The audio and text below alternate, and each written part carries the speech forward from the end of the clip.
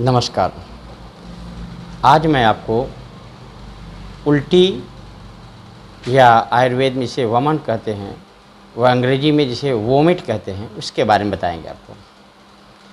यह किन कारणों से होता है, पहले इसको जानेंगे।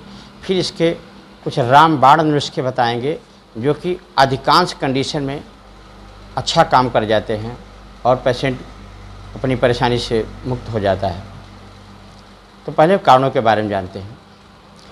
इसमें मुख्यतः कारण होता है viral infection, bacterial infection, abdominal infection. इसके अलावा पेट में अजीर्ण हो जाना या भोजन का न पचना, पेप्टिक अल्सर, गैस्ट्रोएंटेराइटिस, कोलेरा, ये सभी कारण हैं। इसके अलावा कुछ ऐसे रोग हैं जिनमें होता है, जैसे अपेंडिसाइटिस में वोमिटिंग का उल्टी और बुखार होता है दोनों। और इसके अलावा मेनिंजाइटिस, इंसेफेलाइटिस, बहुत तेज़ बुखार है, उसमें भी वोमिट होने के चांस होते हैं। ब्रेन इंजरी, अगर ब्रेन में अगर तेज़ मार लग गई है, उल्टी हुआ है, तो आप समझ लीजिए कि ब्रेन में आपका इंटरनल इंजरी हुआ है। और CRF जो क्रोनिक रेनल फेलियर, उस कंडीशन में भी, यानी किडनी जब फेल होने लगती है, क्रिएटिनिन यूरिया बढ़ जाती है, उस कंडीशन में भी आपको वोमिट होता है। वो वोमिट सामान्य नहीं है, उसके लिए स्पेशलिस्ट की ज़रूरत होती है। और उस कंडीशन में भी ये दवाएं काम करती हैं, किंतु निश्चित रूप से आपको स्पेशलिस्ट का आपकी सलाह लेना होगा। तो इन कारणों से होता है। और कुछ कारण होते हैं जो सामान्य हैं, जैसे गर्भावस्था, औरतों को फर्स्ट ट्राइमेस्टर में जो पहले 3 महीना होता है, उसमें अधिकांश औरतों को होता है। और लंबी दूरी की यात्रा में औरतों को अक्सर होता है, जब यहाँ की यात्रा जो है घुमावदार हो, तो ऐसे जगह भी होता है। और आप तेज़ धूप से आए हो, अत्यधिक थकावट हुआ हो, इमोशनल स्ट्रेस हुआ, ये कारण भी होते हैं वोमिट के। अब हम लोग जानते हैं इसके कुछ रामबाण उपाय जो कि अधिकांश कंडीशन में काम कर जाते हैं, और ये सभी उपाय आपको घर पर ही उपलब्ध हैं, आप बना सकते हो। तो पहला नुस्खा आपको बताने जा रहा हूँ, जो कि बच्चों से लेकर के बड़ों को सभी को दिया जा सकता है। तो ये क्या है, आप एक नींबू लीजिए, उसको आप 2 टुकड़े कीजिए और उसका रस निकाल दीजिए। रस निकालने के बाद उस टुकड़े को आप एक तवे पर रख करके उस पर एक आप कटोरी रख दें। कटोरी रख करके उसको गर्म कीजिए।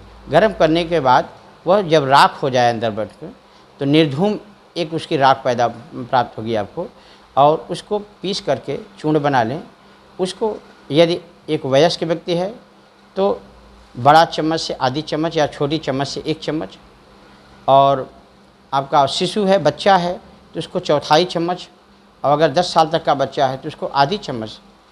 इसको मधु के साथ दिन में 2 या 3 बार दें, आधे घंटे पर दें, तो आपको एक खुराक या दूसरे खुराक तक आपको आराम मिल जाता है। ठीक है। दूसरा, आपको नारियल का जटा, नारियल का जो रेशा होता है, उसको लें, उसको तवे पर रख करके इसी प्रकार से निर्धूम, यानी उस पर भी आपको एक कटोरी रखनी है। कटोरी रख कर उसको जलाएं। जलाने के बाद प्राप्त हुई राख को आप पीस करके चूर्ण बना लें। इसको भी इसी तरीके से उसी डोज में, अर्थात आधी चम्मच से लेकर के चौथाई चम्मच तक, इसको भी आप मधु के साथ दें। तो ये भी एक खुराक, पहले खुराक से या तीसरे खुराक तक, ये अधिकांश कंडीशन में ये भी काम कर जाता है।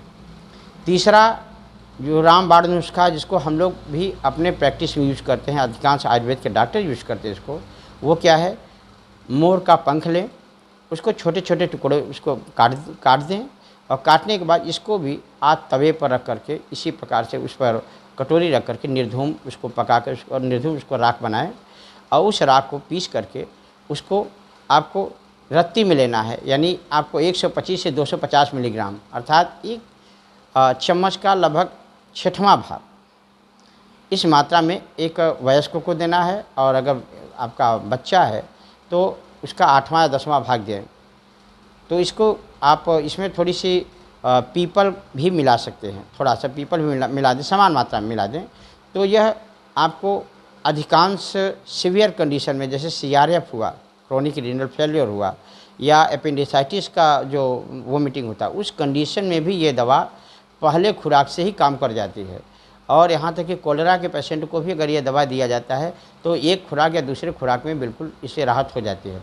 फिर भी आप फर्दर इन्वेस्टिगेशन और अलग इलाज के लिए आप स्पेशलिस्ट को दिखाएं, लेकिन ये नुस्खे घर पर आपको बहुत अच्छी राहत दे सकते हैं। निश्चित रूप से इसको बना करके आप घर पे रखें। धन्यवाद।